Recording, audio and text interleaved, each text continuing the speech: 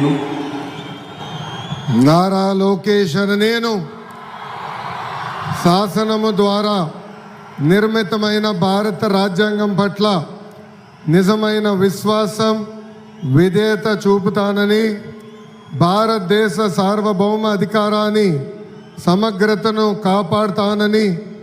ఆంధ్రప్రదేశ్ రాష్ట్ర మంత్రిగా నా కర్తవ్యాలను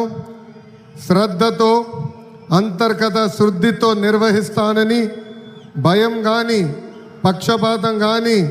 రాగద్వేషాలు కానీ లేకుండా రాజ్యాంగాన్ని